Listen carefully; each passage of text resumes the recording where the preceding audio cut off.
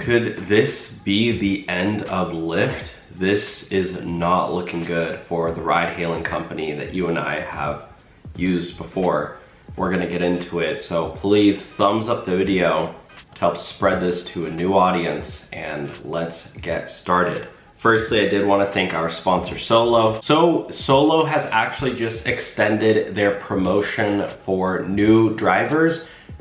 Solo is a business app for gig workers, and that promotion is now when you sign up for free anywhere in the country, they're giving you $10 just for using our link and linking your gig account. So you can go ahead and do that. And one of the really cool features they have is guaranteed pay. So when you go out and drive, they're gonna guarantee that you make, $37, 38 bucks doing DoorDash, 37 for Uber. I mean, this is some really cool guaranteed features. They also have mileage tracking and expenses. So check out our link below, get your $10 using our link. Let's get started. So if you didn't know, Lyft just basically got sued, and they got not only sued by one lawsuit, 2 lawsuits, not even 3, 17 lawsuits by both passengers and drivers. So usually we've seen one or the other, but in this case, it's from both. They're claiming the company has failed to protect them from S and physical A. An attorney declared a nationwide crisis at a recent, this could literally shut down Lyft. This is no joke. Which is why, if you do get Solo, check out the features for Uber and DoorDash and Instacart, it might not be too late. According to information provided to Afrotech, 17 major lawsuits were filed against the San Francisco-based company. They were brought forth by both passengers and drivers who have allegedly been the victims of physical A that took place while engaging in activity with Lyft. Lyft has a responsibility to protect its passengers and drivers. Its refusal to do so, they're saying. Basically Uber and Lyft love to say oh yeah, this is not our fault. We're just a technology platform. We're just connecting drivers and we're connecting passengers. And at the end of the day, we're not at fault. That driver can do whatever they want to do to the passenger, and we can't stop them. But at the same time, if it wasn't for them, that interaction would never have happened. So, Airbnb, they have insurance, whereas if a guest stays and ruins the place, I'm pretty sure the host is protected to some extent. But in this case with Lyft, they're just oh, you got hurt. Kind of like SH hit the fan. Good luck with that. They said it's a refusal to do so has resulted in acts of violence that left our clients with disabilities, permanent deformities, and lifelong trauma. Even with signing up for Uber, if you're a passenger, you don't need to do an ID check. You can literally type that your name is Kanye West and hop in the car. You're picking somebody up named Kanye West at 2 a.m.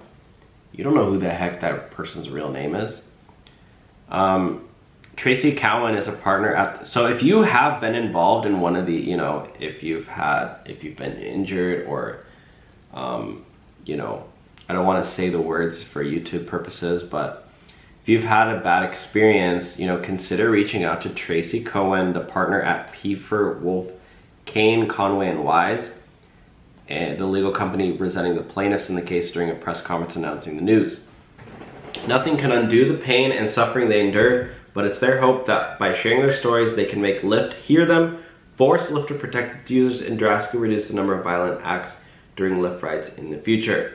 17 lawsuits, Arizona, California. So if you're in any of these states, you may potentially be able to join in. I'm not sure if it's class action. I'm obviously not a lawyer, so sorry to this law firm if you don't want people reaching out to you, but I'm assuming since you are doing press, maybe you are interested in it. Amy Collins, as a Lyft driver, filed her complaint to Superior Court of State, California. The A was traumatizing to me both mentally and emotionally, something I am still dealing with today. I developed depression after the A and stopped working for 2 weeks. All I wanted to do was curl up in bed and stay there because I felt so dirty and ashamed about what had happened. Wow. So sad. The 8 brought up a past trauma from 10 years ago that I thought I'd worked through. It reopened my fear, depression, anxiety, and anger once again. When I finally figured out how to speak with a Lyft representative, all I received was an email stating that they were very sorry to hear about my story. So Lyft is not taking this seriously. Yet again, I felt no protection from Lyft whatsoever. In the very least, what Lyft ought to do and what Uber ought to do is set up a dash cam in every single car. You know, I just got my vehicle inspected at Jiffy Lube or whatever it's called. When you get your car inspected, they say, congratulations, you passed, here's a dash cam. Go buy them in bulk from China. You probably get them for $2 a pop. Give them to all the drivers, put them in the car. Now the ride's being recorded, right? It's being live streamed on the cloud, and you know, everybody's able to watch that footage forever if you need to. And you know, that solves maybe half of issues. When people know it's being recorded, they know they're gonna get caught, you know. The problem is when people think they can get away with this stuff, and people do get away with this stuff because people like Lyft don't do jack SH, and I'm sorry for cussing, but that's reality. Lyft spends massive amounts of money on woke marketing messages and lobbying. Yeah, that's where they're using their money instead. Instead of doing dash cams, they're doing woke marketing. It refuses to protect its drivers and passengers. In reality, the only thing Lyft is concerned about protecting is its own profit margins, said Adam Wolf. I've heard about this guy. I've heard this name before. He's a partner at Peter Wolf, Carr, Kane, Conway, and Wise.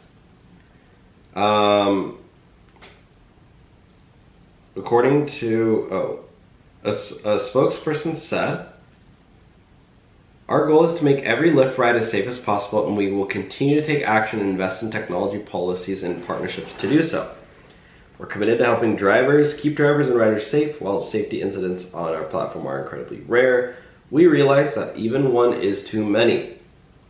So, anyways, very intense stuff. We will see what happens with it, but I mean, safety should be first, especially when you're dealing with car driving, having strangers in the car, and having strangers getting together, and when things like that could happen. So, I'm gonna end the video there, but I did want to say, before I do, click the link below, sign up for Work Solo, and you can get $10 signing up for free. And you can get access to expense tracking, mileage tracking, guaranteed pay, $37 in a single hour, and they do have a free version nationwide. The guaranteed pay is only available in certain areas, but they are expanding to new areas as more and more people sign up. So if you're not in one of the areas, sign up in one of the other areas and they will get to you as they can. Thank you for watching today's video. Talk to you soon. Bye now.